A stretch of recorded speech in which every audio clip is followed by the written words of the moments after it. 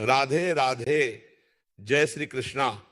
मेरी माताओं, बहनों और भाइयों, आज जो बात मैं आपको बताने जा रहा हूं वो साधारण बात नहीं है। ये वो बात है जो अगर समय रहते समझ ली तो जीवन बदल सकता है, और अगर जानकर भी टाल दी तो वही जीवन धीरे धीरे हाथ से फिसल सकता है। आज मैं बात कर रहा हूं मौनी अमावस्या की।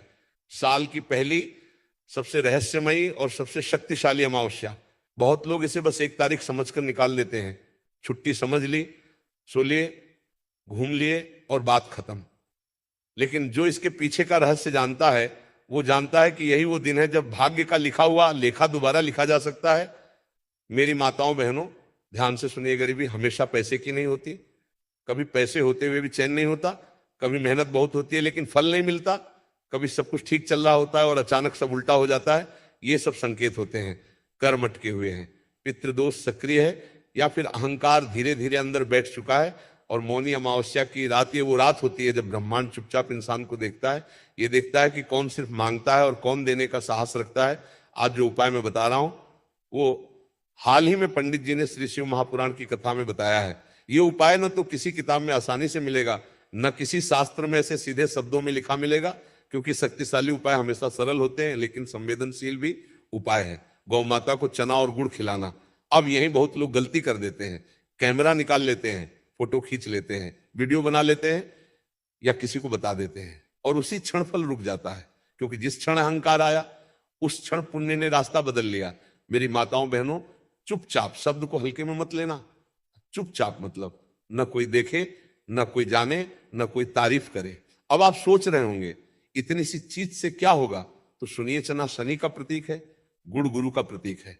और जब शनि और गुरु एक साथ प्रसन्न हो जाएं तो दरिद्रता टिक नहीं सकती।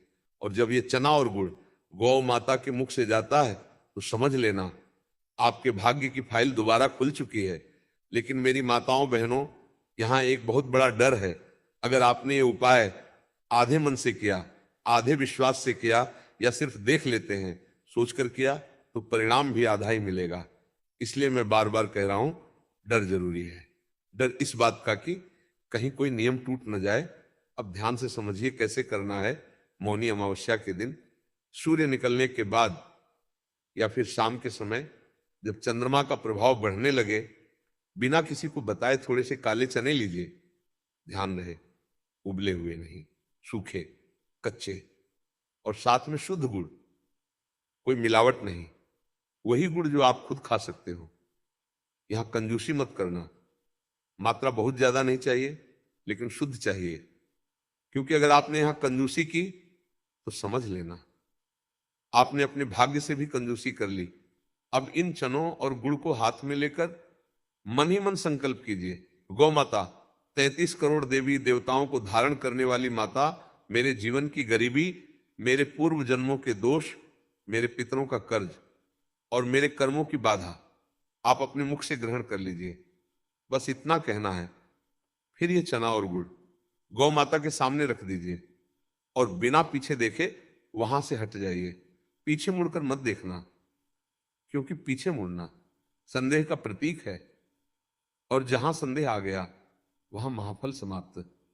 अब मेरी माताओं बहनों, आप सोच रहे होंगे इतना सा करने से क्या सच में कुछ बदलेगा?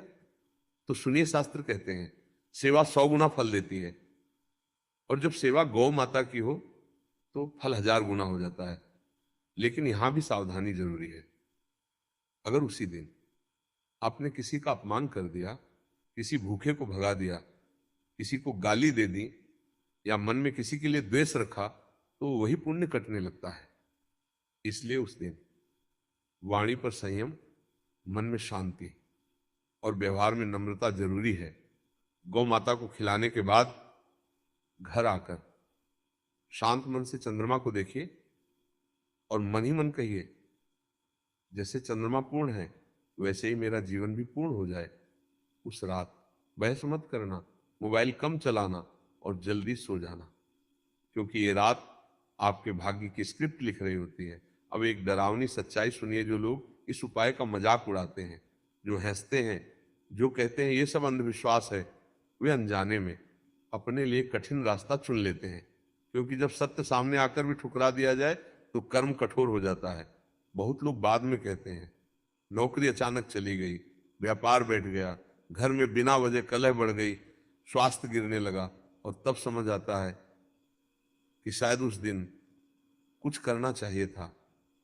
मेरी माताओं बहनों, ये उपाय आपको अमीर बनाने से पहले आपके भीतर का डर हटाता है, और जब भीतर का डर हटता है तो आत्मविश्वास आता है, और जब आत्मविश्वास आता है तो अवसर खुद चल कर आते हैं।